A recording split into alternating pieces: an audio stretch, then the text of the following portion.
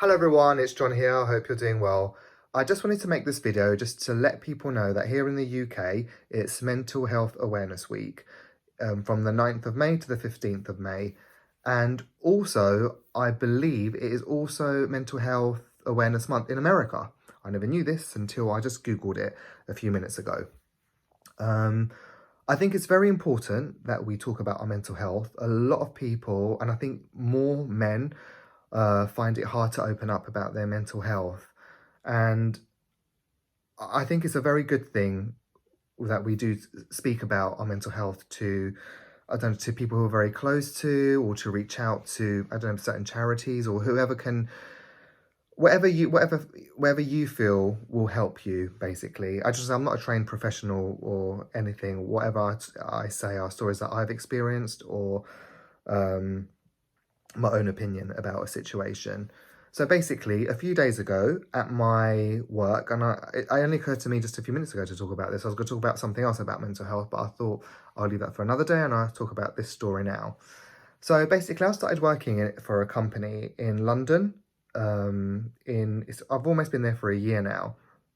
And when I started, there was a guy who works there too. He must be about, I don't know, 25 to 30, I would say. I'm not sure, somewhere between that range. Sorry, I just has needed some water. Anyway, so I still see this guy, and I work for a really big company, so they've got loads of different buildings.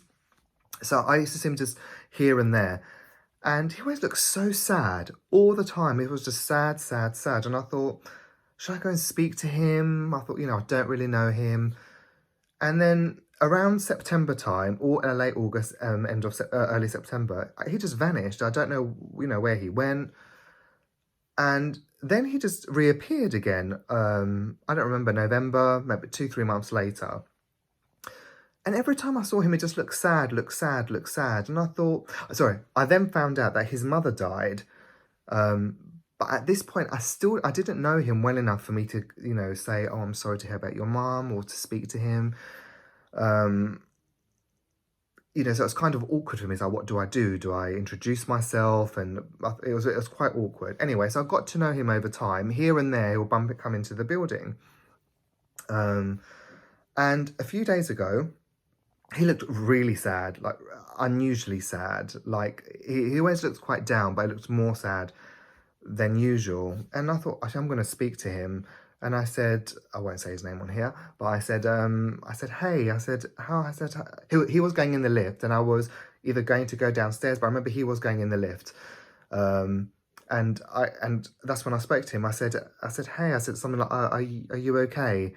And I said, you seem really down. Something like that, I said to him. I said, you don't seem very, like something's wrong.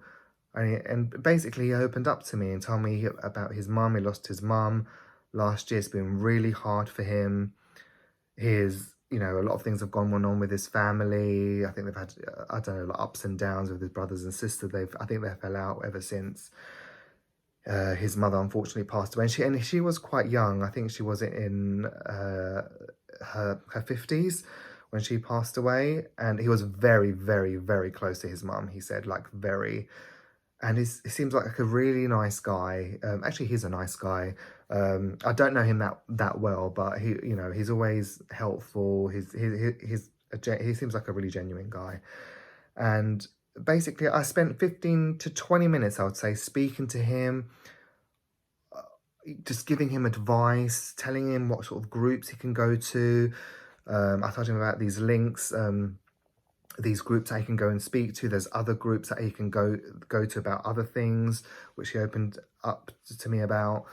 And my point being about me telling this story is, I think we all are guilty of just walking past people, whether it's at work or wherever you are, or if you know someone, you just sort of turn the other way and pretend, not to acknowledge it, or you don't know what to say, or it's best to say nothing. And personally, this is just for me, I think that's wrong. And I think that's what I'm trying to change for myself. I realized a lot of my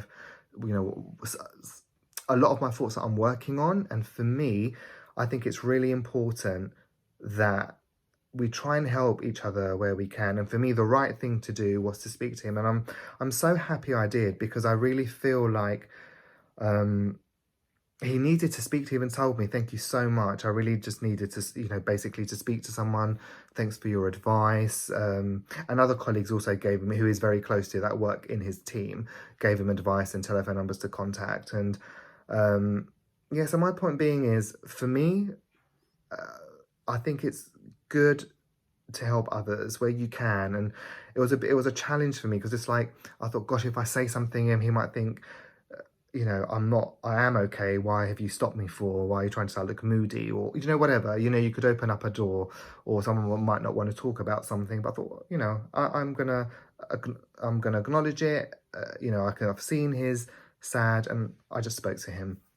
So yeah, so I think it's good that we try and help each other. And I don't think we should just leave it just for 1 week or 1 month when it's Mental Health Awareness Week, or month or day, whatever it may be. I think this is something for me that I'm always going to try and continue. And to be honest, I spoke to him, and I didn't even know at this time that it was Mental Health Awareness Week or month. I remember actually briefly at work, they said something to us. I don't know if it was a week before or whenever it was, or even on this week, but I completely, it had nothing to do with it at the time when I spoke to him. But yeah, that was it really. Just I'll be talking about a few other mental health topics, hopefully throughout this month as well. But I just thought I'd just share that story.